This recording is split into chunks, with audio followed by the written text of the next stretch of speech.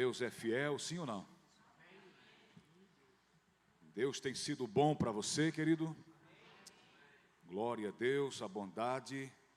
O salmista diz certamente que a bondade e a misericórdia do Senhor me seguirão todos os dias da minha vida, e eu habitarei na casa do Senhor por longos dias. Glória a Jesus. Estamos felizes por estar na casa de Deus. Não haveria um outro lugar mais glorioso, mais maravilhoso para estar numa noite como essa, no meio da semana, né? A gente dá essa pausa aí, a gente interrompe os afazeres, né? Você tem durante o dia toda uma correria para fazer, para trabalhar, para correr atrás, para ganhar o seu pão de cada dia.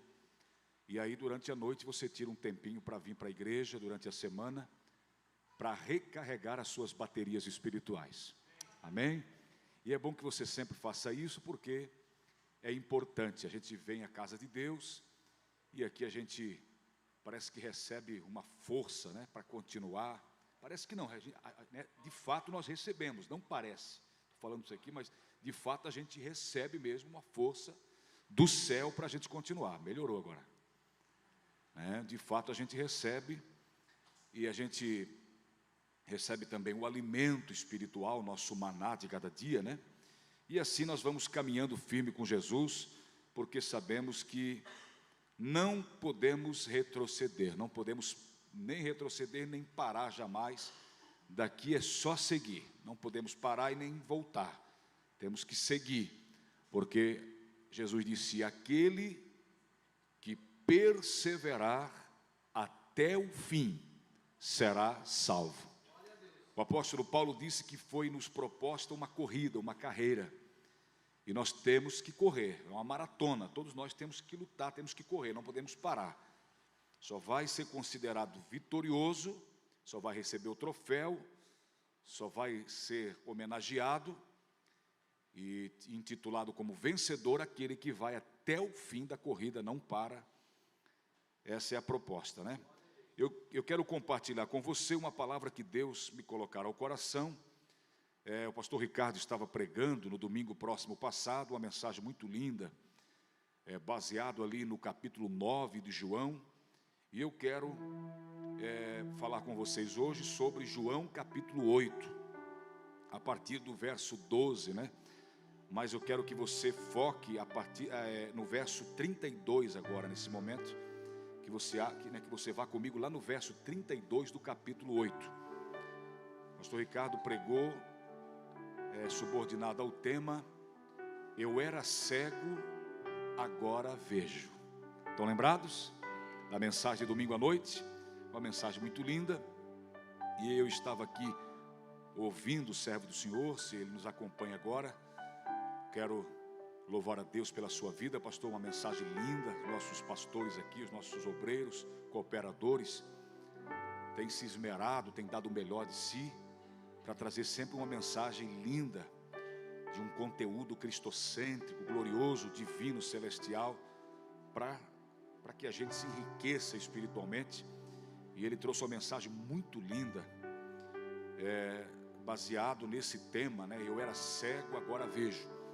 E eu estava ouvindo ele aqui, e o Espírito Santo, aí eu voltei uma página, estava no capítulo 8, e o Espírito Santo já falando ao meu coração, dizendo: meu filho, eu vou jogar luz aqui para você ver algumas coisas que você não viu aqui ainda, que você já passou por esse texto inúmeras vezes, mas você não conseguiu ver ainda. Eu vou jogar luz, eu vou fazer que os holofotes sejam jogados ao máximo em cima, e todos os holofotes em cima desse texto, para você ver algumas coisas que você não viu ainda, não conseguiu ver. E eu quero te mostrar, à luz desse texto, algumas verdades lindas para você compartilhar com o meu povo. Era isso que o Espírito Santo falara ao meu coração no domingo aqui, quando eu estava ouvindo a mensagem do pastor Ricardo. Então vamos lá comigo. João capítulo 8, o verso é o verso 32. Esse texto aqui, esse versículo é bem citado pelos irmãos, né? Quem não conhece esse versículo de cor? Quem não conhece ele? Já foi citado inúmeras vezes, né? Conhecereis a verdade, e a verdade vos libertará. Era o slogan, né, do nosso ex-presidente da República, né? Ele usou esse versículo durante toda a sua jornada, né? De 4 anos, sempre citando esse versículo: conhecereis a verdade, e a verdade vos libertará. Quem falou essas palavras? Jesus falou essas palavras. Conhecereis a verdade, e a verdade vos libertará. O conhecimento, até que se tenha esse conhecimento da verdade, as pessoas vivem a sua própria saga, né? As suas próprias filosofias de vida, os seus ideais, né? E aquilo que foi ensinado a partir dos pais, uma tradição que vai passando de pais para filhos, e vai passando, né? Ensinamentos, costumes, práticas, isso vai passando de um para outro. E algumas dessas práticas religiosas condizentes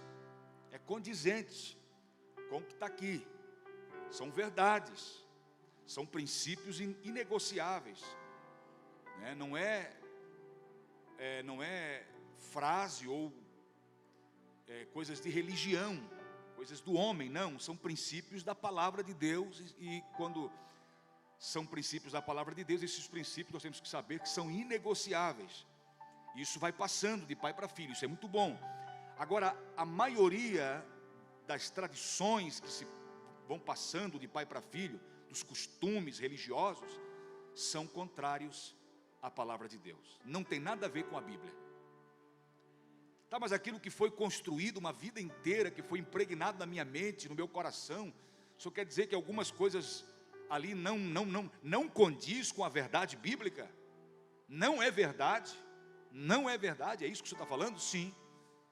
Eu ouço muitas pessoas, converso com muitas pessoas, tenho aqui um trabalho de aconselhamento com as pessoas quando elas me procuram, visito os irmãos, já estou há algum tempo no ministério e tenho um pouquinho de experiência em lidar com pessoas, em ouvir pessoas, e o que eu ouço, muitas vezes, eu só não me escandalizo porque a gente tem um preparo espiritual já para não cair num escândalo, mas a gente ouve das pessoas coisas absurdas. Mas eu aprendi com os meus pais assim. Isso os meus pais já seguiram, porque assim, funciona assado, desse jeito aqui, eu levava desse jeito a minha vida. Então, as pessoas vêm vivendo a sua vida debaixo essas coisas que são coisas de homem, rituais e cerimoniais e isso, aquilo, são uma série de coisas que as pessoas vêm carregando com elas ao longo da sua vida. Eu estou falando aqui no que diz respeito às coisas espirituais, porque todos nós já desde muito aprendemos que há um Deus, que existe um Deus, e nós nascemos para a glória do seu nome, nós temos que prestar culto a Deus. E essa forma que a gente aprendeu de prestar culto é totalmente, muitas vezes, contrária à palavra de Deus. E esses deuses até mesmo que a gente adorava, não são verdadeiros, são deuses, porque existe um único Deus. Aí a gente vai aprender com o passar do tempo, quando a gente vem para Cristo, de fato a gente sabe, a gente aprende o que é adorar a Deus, e que existe um único Deus que deve ser adorado e nada mais. Quando Jesus falou essas palavras, conhecereis a verdade, e a verdade vos libertará. Então o conhecimento da verdade, o conhecer é muito importante. Os erros são cometidos e são passados para frente de geração a geração. Pessoas persistem nos erros porque não conhecem a verdade. Muitas delas, com o passar do tempo, lá um determinado momento da sua vida, as pessoas param para ouvir alguém e saem daquele engano, saem daquela mentira. E aí, de fato, conhecem a verdade e são libertos por essa verdade. Agora, muitos, tantos outros, uma multidão incontável segue nesse caminho de mentiras, uma mentira que a religião pregou, uma mentira que aprenderam e foram passando, e agora os seus filhos são ensinados na mesma mentira, no mesmo erro. O evangelho está sendo pregado, a verdade está sendo falada, mas muitos não querem ouvir, muitos não querem ceder, muitos não querem parar para ouvir, né? Então, quando Jesus falou essas palavras, conhecereis a verdade e a verdade vos libertará, nasce no meu coração uma pergunta que é o tema dessa mensagem, que eu quero compartilhar com vocês. Do que a verdade nos liberta? Conhecereis a verdade e a verdade vos libertará. Do que a verdade nos liberta? À luz do texto, nós vamos ver no verso 25 do mesmo capítulo, acompanhe comigo, verso 25 do mesmo capítulo, capítulo 8 de João, o verso 25, nós temos aqui o primeiro ponto que eu quero destacar aqui. Do que a verdade nos liberta? A verdade nos liberta da cegueira espiritual. O pastor Ricardo pregou aqui, baseado no capítulo 9, dizendo: eu era cego, agora eu vejo. E aí eu estava ali meditando e Deus me fez ver essas coisas no texto. E a primeira coisa, o primeiro ponto que eu quero abordar aqui, quero destacar aqui é que a verdade que Jesus disse que liberta, ela nos liberta do quê? Liberta, em primeiro lugar, da cegueira espiritual. Percebam comigo no texto, por bondade. Olhe o texto, olhe o verso 25. Disseram-lhe, pois, quem és tu? Jesus lhes disse: isso mesmo que já desde o princípio vos disse. Olha o verso 12 comigo agora do mesmo capítulo. Falou-lhes, pois, Jesus outra vez, dizendo: o que Jesus disse? Eu sou a luz do mundo, quem me segue não andará em trevas, mas terá o quê? A luz da vida. Percebam comigo a cegueira espiritual desse povo. Jesus estava no meio deles, pregando para eles, se manifestando a eles, dizendo o porquê da sua missão, porque a partir do capítulo 12 até o capítulo 11, nós temos uma história da mulher adúltera. A partir do verso 12 em diante, nós temos um discurso de Jesus falando sobre a sua missão, e Jesus falava o porquê que ele viera a esse mundo, o porquê da sua vinda a esse mundo. Mas as pessoas que o ouviam estavam, irmã Raquel, mergulhado numa cegueira sem precedentes, uma cegueira espiritual terrível. Tanto é que no capítulo 9, que o Ricardo pregou aqui no domingo, o pastor Ricardo pregou no domingo aqui, ele vai narrar aquela história, vai ter aquele encontro com aquele homem cego. E todo a partir do verso 12 do capítulo 8 até o capítulo 9, vai tratar sobre a cegueira espiritual que os homens estão mergulhados numa cegueira espiritual. Então a primeira coisa que a verdade nos liberta, a verdade de Jesus, ela nos liberta da cegueira espiritual. E a gente vê, olha o verso 25 que eles perguntam para Jesus, depois de Jesus ter falado tanto para eles, explicado tanto. Disseram-lhe, pois, quem és tu? A cegueira não nos deixa ver, a cegueira não deixa as pessoas ver quem é Jesus de fato. As pessoas não conseguem entender quem é Jesus, o plano da salvação. No verso 12 a gente leu Jesus dizendo assim: eu sou a luz do mundo, quem me segue não andará em trevas, mas terá a luz da vida. Eles não conseguiam entender isso, que Jesus era luz. Jesus veio para dar luz, para trazer luz, porque nós, todo homem, estando fora de Cristo, fora de Jesus, afastado dele, está mergulhado nas trevas espirituais, é cego espiritualmente. Eu só passo a ver de fato e ter entendimento de quem é Deus, do plano da salvação, a partir do momento que eu me aproximo de Jesus, porque Jesus veio trazer essa proposta do céu para a terra. O evangelho de Jesus Cristo é a proposta da salvação para o homem, que até então se encontra, até que ele se encontre com Jesus, ele está mergulhado nas trevas.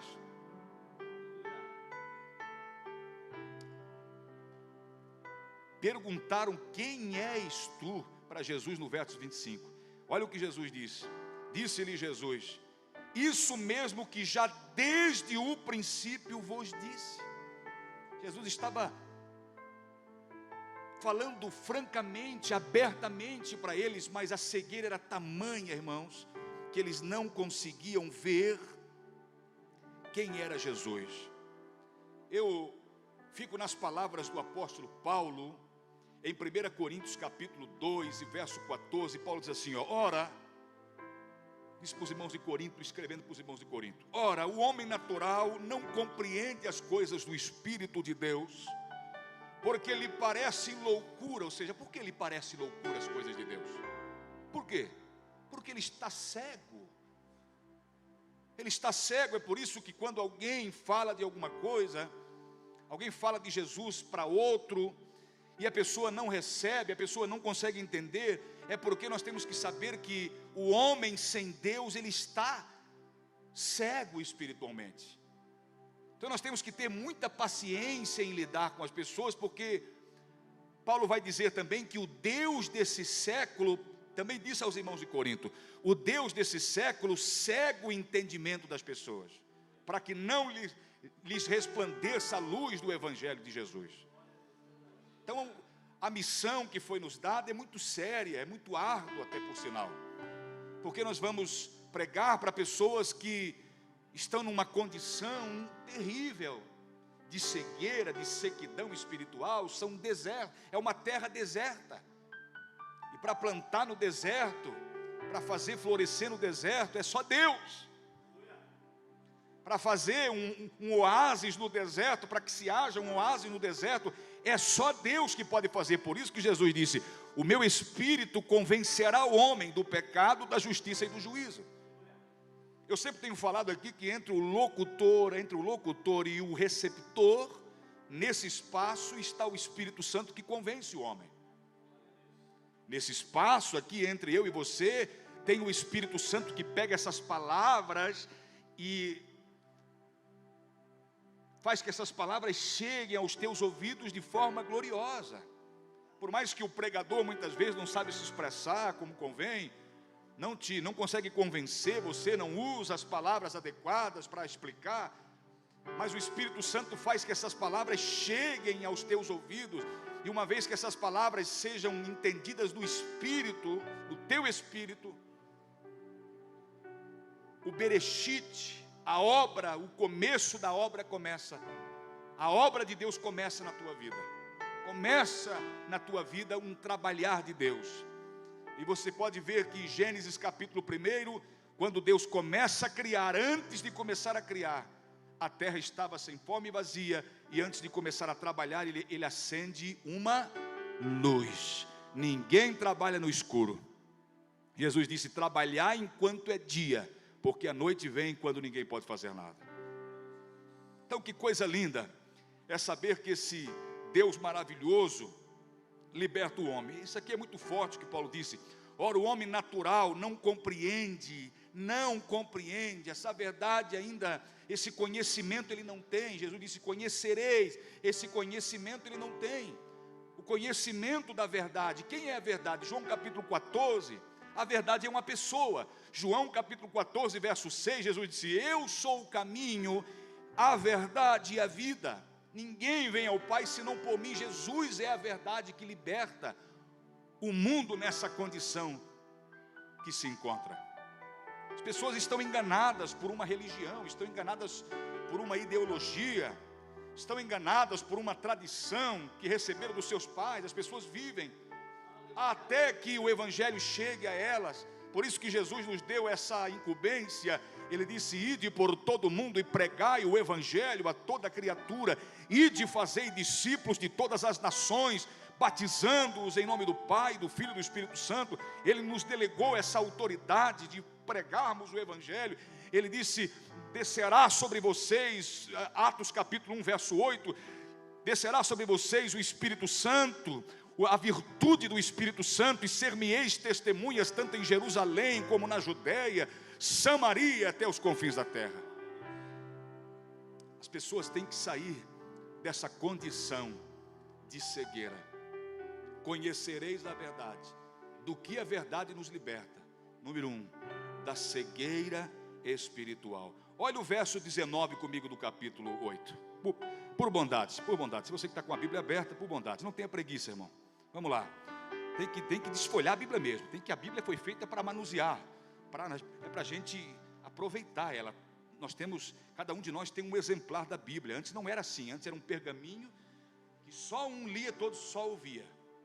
Ninguém tinha acesso, cada um tinha sua Bíblia. Hoje, no século 21, era pós-moderna, a misericórdia de Deus é tão grande que cada um de nós temos um exemplar da Bíblia. Olha só, verso 19 do capítulo 8 de João. Disseram-lhe, pois, onde está teu pai? Olha a cegueira. Jesus já vinha falando para eles que Jesus foi enviado. Olha o verso 16, verso 16. E se na verdade julgo, o meu juízo é verdadeiro, porque não sou eu só, mas eu e o Pai que me enviou. Aí olha o verso 19. Disseram-lhe, pois, onde está teu pai? Jesus respondeu, não me conheceis a mim, nem a meu Pai. Se vós me conhecesseis a mim, também conhecereis a meu Pai. A cegueira era tão grande que eles não conheciam de fato. E olha que foi falado abertamente e da maneira mais simples, para que todos entendessem, compreendessem. Mas as pessoas, devido à cegueira, tamanha cegueira, não conseguiam ver Jesus. E olha o verso 20, onde ele estava. Olha onde ele estava. Estas palavras disse Jesus no lugar do tesouro, ensinando aonde? No templo. E ninguém o prendeu, porque ainda não era chegada a sua hora. Então ele estava no templo. E quem vai ao templo vai para quê? Para fazer um turismo, vai para passear lá, como vai no shopping? Não. Quem vai ao templo vai lá para ouvir a palavra de Deus. Então eles ouvindo a palavra de Deus, o maior pregador que passou por aquele templo foi Yeshua, foi Jesus Cristo, o maior pregador que passou por aquele lugar. E eles tinham o privilégio, toda aquela multidão tinha o privilégio de ouvir o maior pregador que esse mundo já viu, Jesus Cristo. E ele falava, mas as pessoas não entendiam. Onde é que está o Pai? Quem és tu? As pessoas não entendiam. E eu digo novamente aqui, ele falava abertamente com as palavras mais simples possível para que todos entendessem. Ele não complicou, ele explicou, não complicou, como muitos fazem. Explica e não complica, é isso que ele fazia, ele explicava, não complicava. Mas as pessoas, mesmo com toda a facilidade de palavras, e palavras simples que ele usava, pastor Fábio, as pessoas parecem que não, por causa da cegueira. Aí Paulo vai dizer, porque o homem natural não compreende, diz para os irmãos de Corinto, não compreende as coisas do Espírito de Deus, porque lhe parece loucura, e não pode entendê-las, porque elas se discernem espiritualmente. Então somente quem é espiritual vai discernir o que é espiritual. E quem não é espiritual não vai conseguir discernir o que é espiritual. Por isso que você nunca pode cair numa discussão. Segue o conselho que Paulo falou para Timóteo. Timóteo, não entre em questões, em discussões. Não entra, Timóteo, nessas discussões que eles fazem aí, Timóteo. Né? Por quê? Porque a gente entende, a gente conseguiu entender, e as pessoas não conseguiram entender ainda. Quem está cego espiritualmente não consegue compreender as realidades da fé e da vida espiritual. Não consegue. Né? E nós oramos para que Deus alcance essas pessoas que ainda não entenderam. Efésios capítulo 4, verso 18. Os irmãos estão na terra, queridos? Entenebrecidos do entendimento. Olha o que Paulo diz. Efésios 4, 18. Entenebrecidos no entendimento, separados da vida de Deus pela ignorância que há neles, pela dureza do seu coração, os quais, havendo perdido o sentimento, se entregaram à dissolução, para com avidez cometerem toda a impureza. Perceba comigo que o homem sem Deus, ele está entenebrecido no entendimento. Sabe aquela axiologia? Não, eu acho que é assim. Eu tenho a minha própria filosofia de vida. Eu não vou me submeter a nada e a ninguém. Eu tenho os meus ideais, eu acho que é assim, eu não vou ceder, porque isso aqui veio do meu tataravô, que veio passando até chegar aos meus pais e chegar a mim, e eu vou passar isso para frente. E muitas vezes é um erro terrível, Teve um homem que tinha toda a regalia possível dessa vida, tinha muito dinheiro, todo dia ele dava festas na sua casa, todo dia tinha festança, reunia os amigos e festa, não estava nem aí para nada. E vinha um homem, um missionário, na porta dele pregar o evangelho para ele, e ele nunca deu importância a esse missionário. E um dia morreu um missionário, servo do Senhor, foi para a glória, foi levado pelos anjos para o paraíso, e morreu também o rico, que tinha tudo, tinha muito dinheiro, o seu dinheiro comprava tudo, mas não comprava a salvação nem a sua vida. E ele partiu. E de repente a história narrada pela Bíblia em Lucas capítulo 16, vai narrar que ele, o rico, agora se viu num lugar terrível de sofrimento, e uma das preocupações dele foi: por favor, mande alguém lá na terra avisar, porque eu tenho 5 irmãos, para que eles não venham para esse lugar de tormento, porque eu estou sendo atormentado por essas chamas. Peça que o missionário faça alguma coisa para refrescar a minha língua, que ele molhe, se for possível, a ponta do dedo e me refresque a língua, porque eu estou sendo atormentado por essas chamas. Peça que um morto, ele fez vários pedidos, peça que um morto ressuscite e vá lá avisar para eles na terra. Se alguém daqui eu fosse avisar, se alguém que morreu fosse avisar os que estão lá na terra, com certeza eles iriam aceitar. Eles iriam aceitar e iriam entrar pelo caminho. Deus respondeu na pessoa do pai Abraão, que é uma tipologia de Deus. Disse: não, lá na terra tem a igreja Verdade em Cristo. Lá na terra tem a igreja A, tem a igreja B. Lá na terra tem o pastor Fábio, lá na terra tem o pastor Ricardo, tem o pastor Francisco, tem a pastora Aline, tem o irmão Adriana, a irmã Dai. Lá na terra tem os meus servos. E eu te digo uma coisa: ainda que um morto ressuscitasse, aparecesse para eles e pregasse para eles, tampouco eles ouviriam. Deus já fechou, passou a régua e fechou a conta. Pronto, está resolvida. Ainda que alguém ressuscitasse e fosse lá, eles tampouco acreditariam. Pessoas que vivem a sua própria história,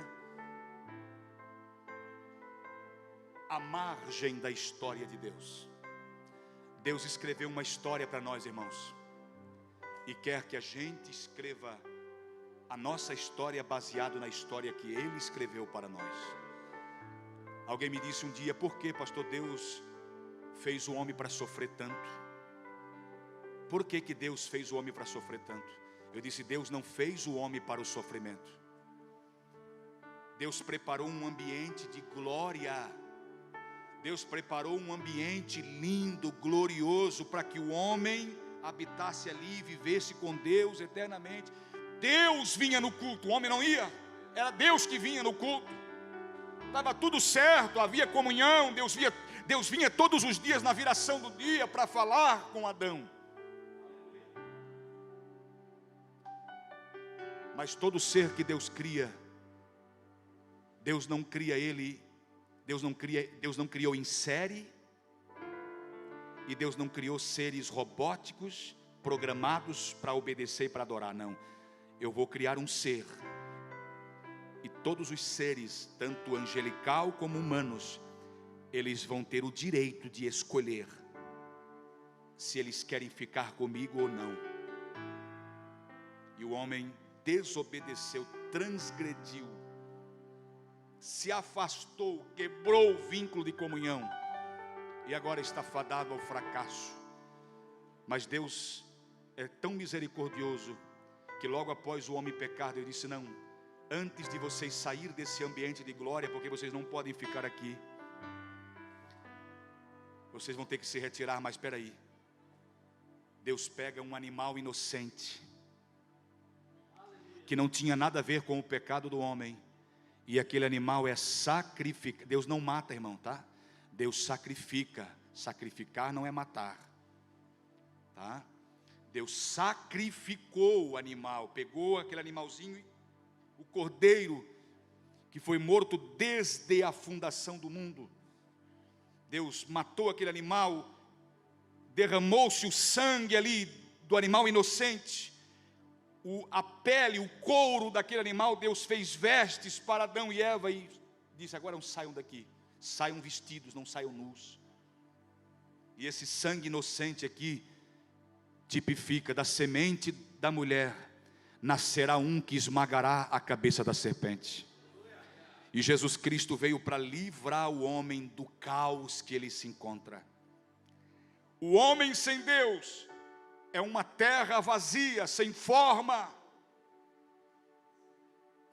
Mas tem uma coisa que me alegra. Diga qual, pastor Marco? Eu vou falar para você o que me alegra. A terra é sem forma e vazia. Aí diz assim, ó: e o Espírito de Deus pairava. Então o que me alegra é que o Espírito paira sobre a terra vazia e sem forma. Ou seja, Deus não desiste daquele que está vazio, daquele que está sem forma, daquele que está desacreditado, daquele que está desorientado. É uma terra vazia. Deus manda o Espírito para dizer: o meu Espírito está aí, para te convencer. Eu vou acender uma luz para começar a trabalhar na tua vida. Eu mando meu filho, que é a luz. Eu sou a luz, disse Jesus. E a partir da vinda de Jesus, Deus começa a trabalhar, fazer uma obra gloriosa para resgatar o homem, para fazer que o homem volte novamente a ter uma comunhão estreita e gloriosa com Deus. Quem está aí, dá um glória a Jesus. Conhecereis, todos juntos, conhecereis, e a verdade, do que a verdade nos liberta? Número 1, da cegueira espiritual. Número 2, a verdade nos liberta da escravidão do pecado. Nós pecamos, sim ou não? Quem não peca, levanta a mão, quero ver. Quem peca agora, levanta a mão. Eu sou o primeiro, o mais pecador aqui, mas porém justificado por Jesus, aceito por Ele. Agora, nós pecamos, sim ou não? Pecamos. Agora a gente não vive mais sob o poder do pecado, da escravidão. Todos os grilhões e correntes que nos prendiam foram quebrados. Jesus vai dizer no verso 36 do mesmo capítulo: se o Filho do Homem, sereis livres. Ele quebra as correntes que nos prendem. Ele nos tira daquele ciclo vicioso de pecado. Ele nos liberta do poder da escravidão do pecado. E hoje, se eu cometo pecado, é um acidente na minha vida. O pecado é um acidente. O pecado é acidental. Meu Deus, por que eu fiz isso? Agora, eu não vou fazer porque a minha carne aflora e quer que eu faça. Eu sou dominado, sou obrigado a fazer. Desse poder nós somos livres. Desse poder que nos obrigava a fazer as coisas, debaixo de forte pressão, porque o diabo vinha para cima mesmo para arrebentar com o pecador. Desse poder Jesus nos libertou. Quem está aí? Então olha só, verso 33 comigo. Responderam-lhe: somos descendência de Abraão e nunca servimos a ninguém. Como dizes tu, sereis livre? Respondeu, verso 34, respondeu-lhe Jesus: em verdade vos digo, que todo aquele que comete pecado é o quê? É escravo, é servo do pecado. Ora, o servo não fica para sempre em casa. Preste atenção, olha aqui. O servo não fica para sempre em casa. O filho fica para sempre. Então quem resolve não se libertar, não fica para sempre. Está lembrado daquela outra? É a mesma coisa, só que em outras palavras. Aquele que usa de engano não permanece na casa de Deus. Ou seja, eu mesmo eu estando, mas se eu não quiser me libertar, a ministração está vindo aí. Deus está ministrando. Deus quer me libertar. A palavra vem a palavra vem com a função, com a missão de me libertar. Jesus disse: vós estáis limpo pela palavra que vos tenho falado. A ministração, ela tem essa função de nos libertar, de nos nortear, de nos alinhar com os céus. Agora, se eu não quiser, se eu teimar, se eu guardar alguns pecados a 7 chaves dentro de mim, se em alguns compartimentos da minha alma, do meu ser, eu esconder um pecado e dizer: não, até aqui tu entra, daqui para cá tu não entra, eu não permito. Disso aqui eu não abro mão. Disso aqui eu não abro mão. Não tem pastor que vai me convencer, não tem igreja que vai fazer eu largar disso aqui. Isso aqui é um hábito que eu tenho, que eu vou carregar comigo. Se isso é um pecado, você tem que deixar. Por quê? Porque se você não deixa, você é escravo disso aí. Você é escravo disso aí. E o escravo não permanece na casa para sempre. Só vai permanecer o quem? O filho vai permanecer. Nós chegamos nesse lugar como escravo. Sim ou não? Nós éramos escravos do pecado. Hoje nós passamos da condição de escravo para filhos de Deus. E o filho permanece para sempre na casa. Quem está aí? Olha o 35 do mesmo capítulo. Vai dando um glória a Deus aí de vez em quando, meu irmão. Não deixa esfriar. Ora, o servo não fica para sempre em casa, o filho fica para sempre. Olha o 36. Se, pois, o filho vos libertar verdadeiramente. Então, quem efetua essa libertação? É a verdade. Jesus. Mesma coisa. Conhecereis a verdade, conhecereis Jesus, e ela vos libertará, a verdade vos libertará. Então eu preciso entender que a verdade me liberta. A verdade me liberta, e a verdade é Jesus. Em terceiro lugar, do que a verdade nos liberta? Vamos lá comigo? 1, 2, 3. Conhecereis. Do que a verdade me liberta? A verdade me liberta. Dá uma olhada no 51 agora. No verso 51. Isso aqui é forte. Isso aqui veio forte no meu coração. Olha do que a verdade nos liberta. Que quando Jesus falou que a verdade vos libertará, que Jesus falou isso aqui no verso 51, eles não entenderam. Eles acharam: não, para. Não, os profetas morreram, todo mundo morreu. E tu diz que se a gente acreditar no que tu falou, a gente não vai morrer, é isso? Eles não acreditaram. Mas todo mundo morreu. Eles estavam achando que Jesus estava se referindo à morte do corpo. A morte do corpo, se nós não formos arrebatados, todos nós passaremos. Nós vamos deixar essa casa. Paulo disse aos irmãos de Corinto: eu vou deixar esse tabernáculo para receber um novo. Eu vou deixar. Estou muito próximo, Paulo disse. Ele vai dizer: combati um bom combate. Ele estava chegando ao fim. Então um dia nós vamos deixar. Agora, o que Jesus estava falando aqui não era a morte do físico. Era a morte eterna, que é a morte espiritual, que é a mais terrível de todas. Vamos lá comigo? Verso 51. Todos acharam? Em verdade vos digo. Aqui é Jesus falando. Que se alguém guardar a minha palavra, e a verdade a gente só conhece mediante a palavra de Deus, nunca o que, irmãos? Olha o 52. Olha o questionamento deles, dos fariseus que estavam lá de plantão. Disseram-lhe, pois, os judeus, os fariseus, todos que estavam lá: agora conhecemos que tens. Então olha a cegueira desse povo, irmão. Chamando até Jesus de endemoniado. Agora sabemos que tens demônio. Olha a cegueira desse povo. Continuação: morreu Abraão e os profetas, e tu dizes: se alguém guardar a minha palavra, nunca provará a morte. Olha o 53. És tu maior do que o nosso pai Abraão, que morreu? Olha a cegueira desse povo. E também os profetas morreram. Que te fazes tu ser?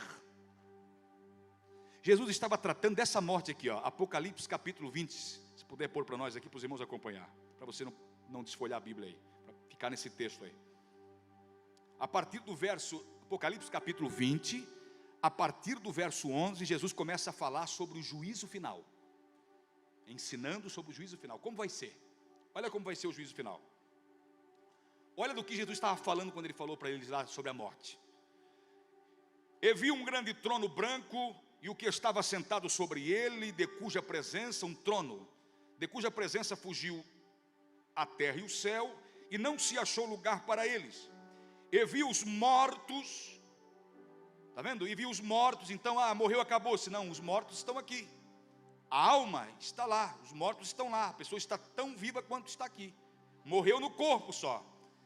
Vi os mortos grandes e pequenos, ou seja, os grandãos, os pequenos, os mais simples, os famosos, todos, que estavam diante do trono, os presidentes, os anônimos, todos estão lá, que estavam diante do trono, e abriram-se os livros, e abriu-se outro livro, que é o da vida, e os mortos foram julgados pelas coisas que estavam escritas nos livros, segundo as suas obras. Verso 13: e deu o mar os mortos que nele havia, e a morte e o inferno deram os mortos que neles haviam, e foram julgados cada um segundo as suas obras. Redobre a sua atenção para o 14, agora a parte final. E a morte e o inferno foram lançados no lago de fogo. Olha a continuação. Esta é o quê? Jesus estava falando quando Jesus falou para eles assim: se vocês, no verso 51 do capítulo 8 de João, se vocês crerem na minha palavra, vocês não verão a morte. Está falando dessa morte aqui, ó. E eles não estavam entendendo, pastor Ricardo. Eles acharam que era a morte do físico. Mas como? Todos os profetas morreram, Abraão, nosso pai, morreu. Mas como isso? Não estavam entendendo. Por quê? Por causa da cegueira. Irmão, hoje você está entendendo isso aqui, sim ou não? Se alguém te perguntar: tá, mas existe a morte do corpo e uma outra morte, é isso? Depois? Sim, existe. Qual morte? A morte eterna. E essa morte eterna não quer dizer que a pessoa vai deixar de existir porque vai ser lançada no lago de fogo. Não, ela vai viver para sempre, nunca vai morrer, nunca vai deixar de existir, porém ela vai estar afastada de Deus eternamente. A morte eterna quer dizer um afastamento de Deus para sempre. Nunca mais haverá uma outra chance. Nunca mais, para sempre longe de Deus. Olha o verso 15. E aquele que não foi achado escrito no livro da vida, foi lançado no lago de fogo. Esta é a segunda morte que Jesus estava falando. Do que a verdade nos liberta? Terceiro ponto: da morte eterna, da separação. A verdade nos livra da morte eterna. E Jesus estava, quando Jesus disse assim: conhecereis a verdade vos libertará. No verso 51 ele diz: se vocês crêem na minha palavra que é a verdade, vocês não vão morrer. Agora, pasme os senhores aqui uma coisa, olha só, deixa eu mostrar para você aqui.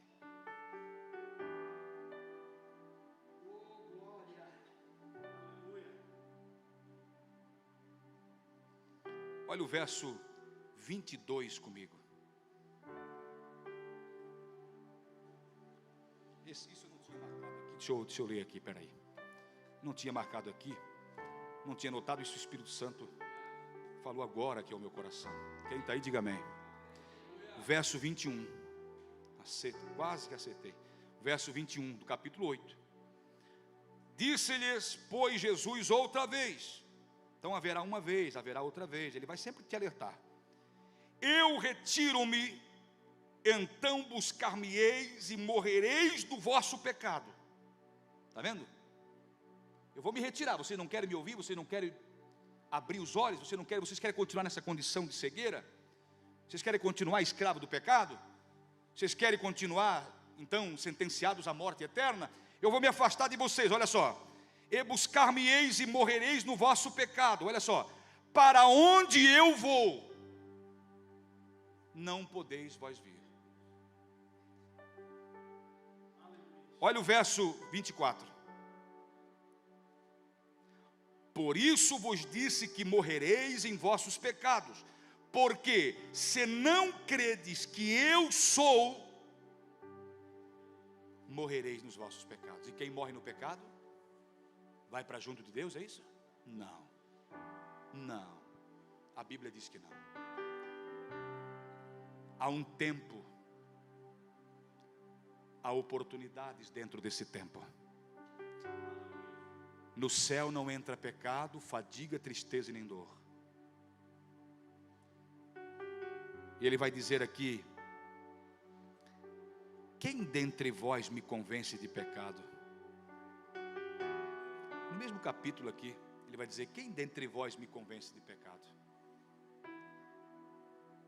O que é pecado, pastor? Pecado é tanta coisa, irmão.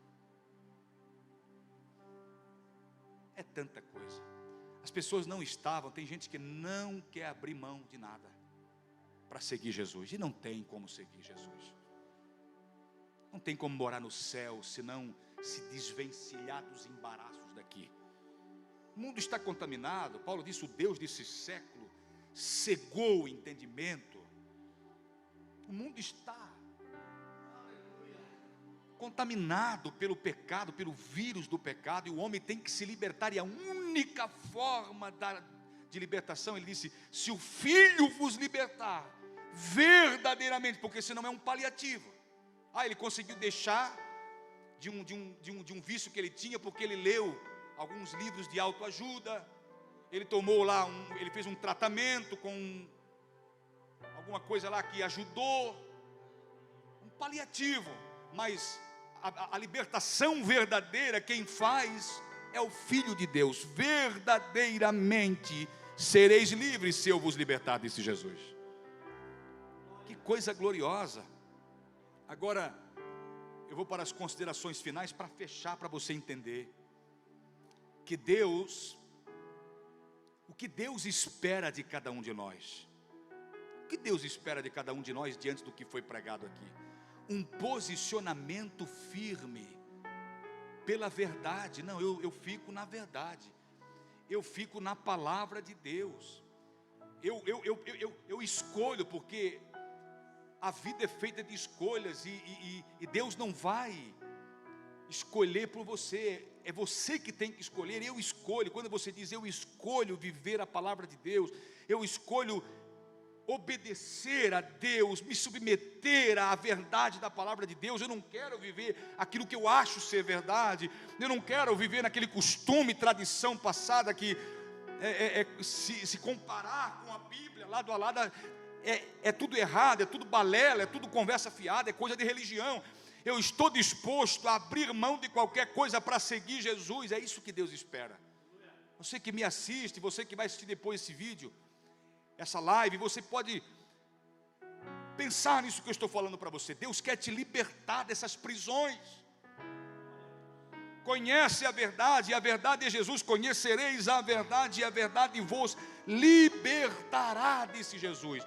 O homem precisa de libertação, porque ele está preso a muitas coisas, e Jesus não quer que o homem esteja preso a coisas que depois, lá na frente, vai o prejudicar eternamente, vai o levar para o inferno.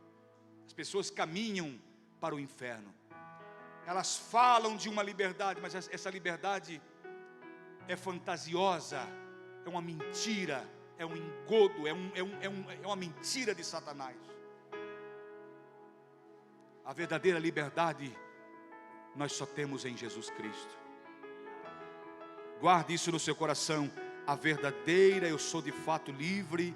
A verdadeira liberdade é estar em Jesus. Nós precisamos tomar todas para estar feliz. Nós precisamos usar psicotrópicos, coisas aí para estar feliz, para se autorrealizar. Nós precisamos de fazer determinadas coisas para ser feliz. Não, nós aprendemos que em Jesus nós somos felizes, que o homem precisa somente de Jesus para ser feliz.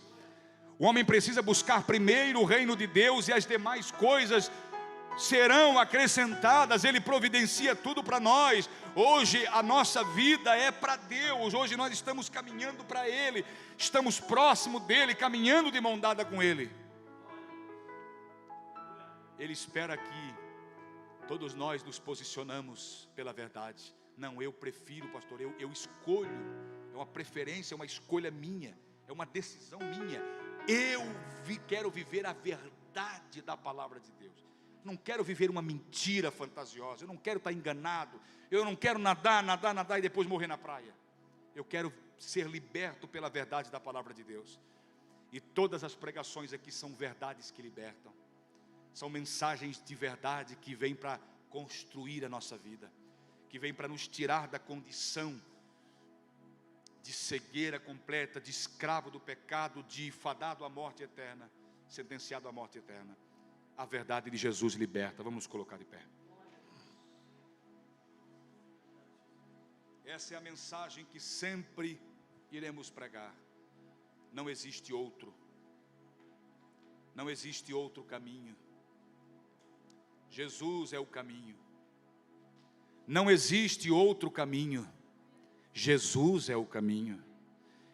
Não existe outro caminho. Não existe uma outra verdade. Não existe uma meia verdade. Existe a verdade, e o que não é verdade é mentira. Quem joga com a mentira, quem trabalha com a mentira, quem joga pesado com a mentira? O diabo. Jesus vai dizer, ele é o pai, a única paternidade que ele tem é a mentira. E ele disse, ele nunca se firmou na verdade, ele foi mentiroso desde o começo. Ele sempre agiu com mentira. E a mentira, irmão, ela corre mais depressa do que a verdade, sim ou não? O mundo está enxertado, está impregnado de mentiras e mentiras e mentiras. O diabo vai construindo muito rápido as coisas, mas é tudo mentira, é um castelo de areia. A hora que vir a onda do Espírito, vai derrubar esse castelo de areia. Quem está aí, diga amém. Agora a verdade, por mais vagarosa que seja, muitas vezes, que a mentira é muito mais disparada na frente do que a verdade, mas a verdade quando vem, meu irmão, ninguém para em pé, amém? Ela vem firme, ela vem desconstruindo tudo aquilo que o diabo tenta, aquelas raízes terríveis, vem arrancando e firmando-se a verdade. Fecha os teus olhos, nosso Deus. Tu és a verdade. Tu mesmo falaste, eu sou o caminho, a verdade e a vida. Hoje nós te conhecemos, nós vivíamos uma ilusão. Nós vivíamos iludidos, enganados, até que o Senhor surgiu, a sua glória surgiu sobre nós. E essa luz foi tão forte que iluminou todos os recônditos da nossa alma, os lugares mais profundos do nosso ser. Essa luz resplandeceu e hoje nós entendemos do Espírito que seguir o Senhor é seguir a verdade, é estar do lado da verdade, é estar contigo. Ó Deus, nos ajuda para que a gente continue, Pai, a caminhar firme, sem redarmos o pé, sem voltarmos, sem titubear, sem jamais negociar, Senhor, com o mal. Nós caminhamos firme, calçamos os nossos pés na preparação do Evangelho da paz. Temos o escudo da fé, a espada do Espírito, a couraça da justiça. Temos as armas de Deus para lutar. Estamos caminhando firme com a verdade. E nós sempre vamos ficar do lado da verdade. Esse é o nosso posicionamento. Isso, o inimigo precisa ouvir isso. Esse é o nosso posicionamento, é pela verdade, é por Jesus, é pelo Evangelho, é pelo reino de Deus. Essa é a nossa escolha, essa é a nossa decisão.